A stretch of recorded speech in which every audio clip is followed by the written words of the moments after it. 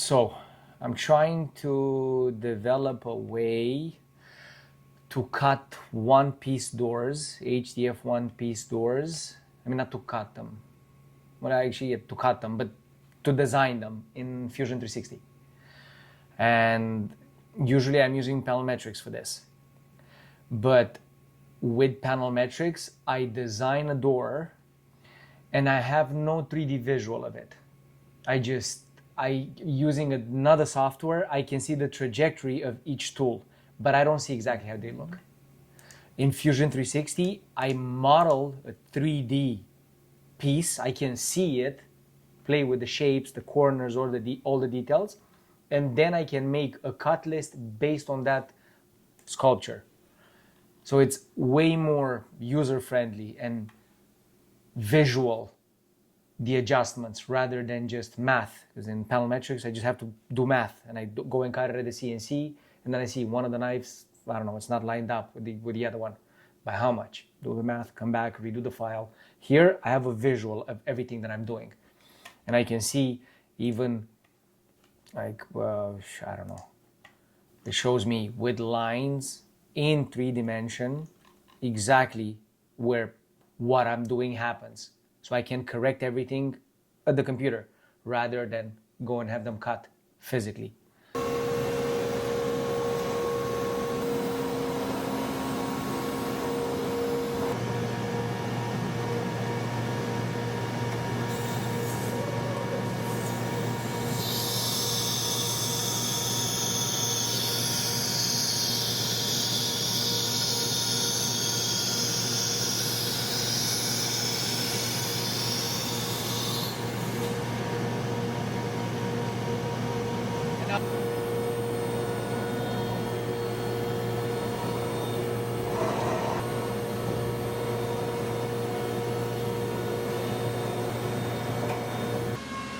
But most likely I have changed slightly the position of the tools and it rubs on it, and I'm hoping that by squeezing it a little bit, it's not going to touch anymore.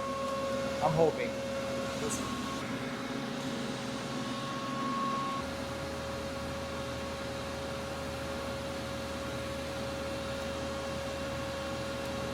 So I'm not going to yell because the machine is running, and every time the machines are running, I don't know, for whatever reason, I just raise my voice. I don't mean to yell. I don't want to be rude. So, we're doing testing. We're trying to see if we can find something that's going to compete with the solvent-based polyurethane. And we have a few products that we've tried. It's been, what, 2 months we've been testing. I sprayed a multitude of primers, first of all. And I'm noticing like little problems with all of them. Some of them don't sand properly, some of them swell up the fiber in the MDF a little bit too much. And the latest one that I've used yesterday, actually, I was very surprised of how it laid on the surface from the machine.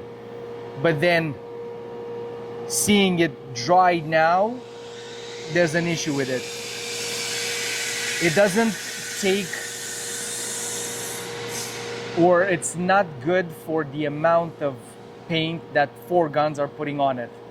I could control it to where I put less, but then I'm gonna have a problem with the edges. I'm not gonna have enough coverage on the edges. So I need to put anywhere in the vicinity of 10 mils on it.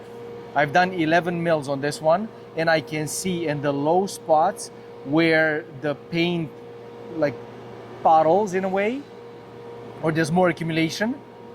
Now that it's dried, there are hairline cracks in it already, and that's not a good sign. So it means that this product doesn't like to be applied, I think, thicker than 5 mils. So we went a little bit more than double that. Clearly it doesn't like it. But I have used the day before another primer, water-based as well. I sprayed 14 mils. No problems with the cracking. Really good sanding. But I still had a little bit of swelling in some of the fibers in the door. So we'll see. Maybe a little bit more stain blocker in the primer would help, but I'm gonna have to talk to the chemist about that.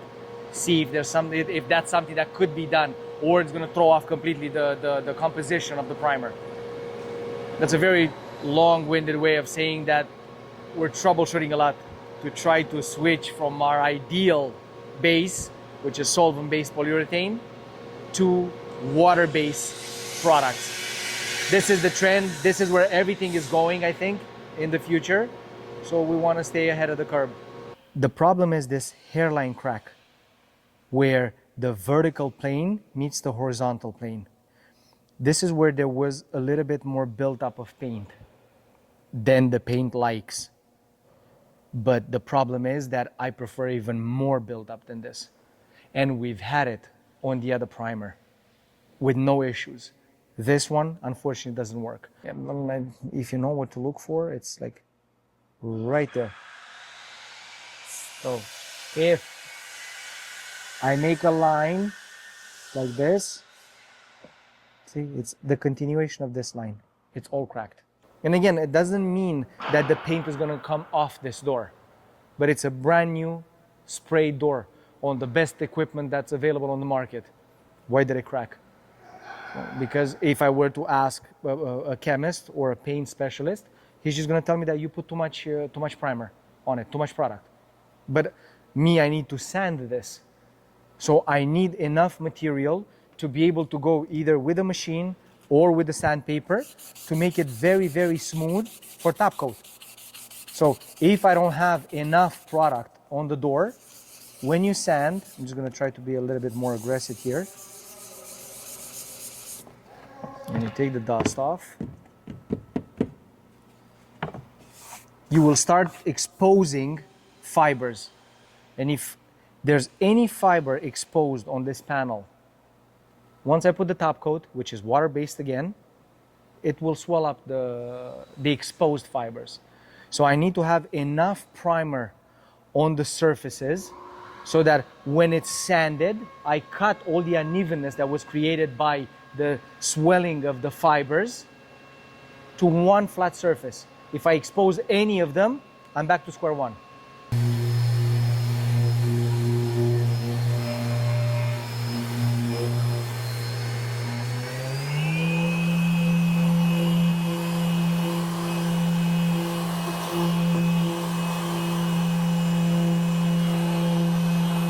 So you see, this is where you can see exactly what I'm talking about.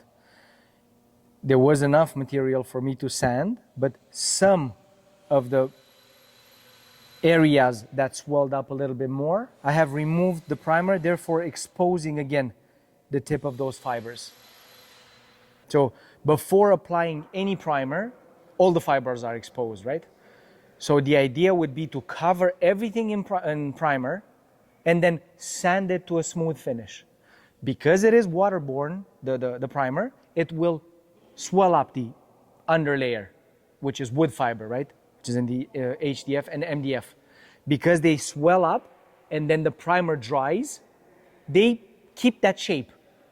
So what you do, you sand and you make one flat surface, but if they're swelled up too much or you don't have enough dried product to cut everything to a smooth finish without exposing the fibers again, you are just essentially going back to square one with only some of those areas. Because if I have, I don't know, 500 fibers that I see on this panel before I start sanding, once I'm done sanding, I will have maybe 10 of them exposed. But one is too much for the finish that we are looking for. So if I have 10 spots that are gonna swell up again when I apply the top coat, that's a big no-no for us. This is a rack that we sprayed yesterday with a different product. Same primer for water-based, specifically designed for wood fiber or wood doors and MDF and HDF panels. And we had way better success with this than with the one that I just showed you. This one has been sprayed at 14 mils, so it's what, like 30% more than the other one. No cracks. We still have a tiny little bit of exposed fiber here and there, but I think it had to do more with the sanding rather than the product itself. Meaning that the person that sanded over sanded in some areas. That's why now we're cutting another full sheet 5x10 of doors, and we're gonna run tests again with this primer. And I'm gonna try to help with the sanding, see maybe we control it a little bit more, and maybe we're not gonna have any exposed fiber anymore. That's the goal. If by the end of this week we can find the primer that doesn't swell up the fiber more than it has to, then we've achieved what we were looking for. So the way I tested or I checked the thickness of the wet product on the doors is as they were coming out of the spray line, I have a little gauge that comes from where it's set up from 1 mil all the way to 80 mils.